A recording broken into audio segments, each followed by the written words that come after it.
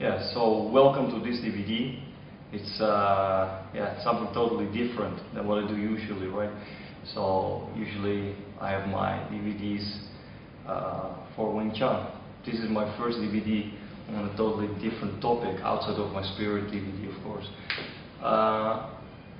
My main mission with this DVD is help people establish a more professional career in the martial arts, and really help not only to build revenue or better turnover, but also make sure that your school can be really considered as a top university of martial arts. And if you have, for example, a goal, some martial arts schools have a goal, right? Black belt school. So if the goal is black belt, what kind of martial arts school are you if you don't produce a lot of black belts every year?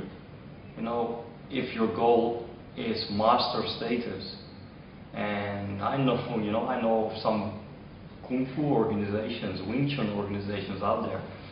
They are very big, they're a huge amount of people, huge numbers, and even hundreds of schools all around the world.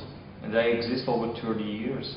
And then you see how many master levels they put out here after 30 years.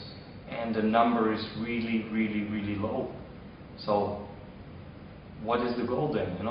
Then in my opinion, you are not a professional and good martial arts organization. Because as a martial arts organization, your goal must be to protect the art and spread the art and put masters out there or black belts. Otherwise, it looks really like you're doing it only for the money, and that cannot be the case. Now, many people through my Facebook or my YouTube channel or just my email, they have these questions. How do you have all these schools all around the world? And it's amazing, how do you do that? And some really offensive emails, right? It's just looking like a McDojo, And let me get my point very clear, very straight here.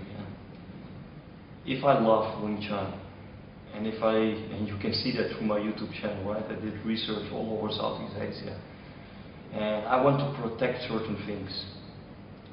Would it be of benefit to have a small school somewhere in a city with 20, 30 people? Would that provide protection for the art? Would that be sufficient? No. The only way to protect that art for the coming generations is to spread it as professional and as big as it can get. And that's the goal. And then, of course, through the good systems, you will get a lot of revenue, a lot of turnover, so your income will skyrocket. Yes, and why it needs to skyrocket? So you can be more professional. So the facility you provide is better. The environment where the students training is more professional. They can take showers, right? They can have proper dressing rooms. You have a staff, professional staff, so instead of you running all the classes and running around like a madman, you can pay salaries to people, and professionalism is there then. That you have professional people who teach full-time the art and also train full-time in the art.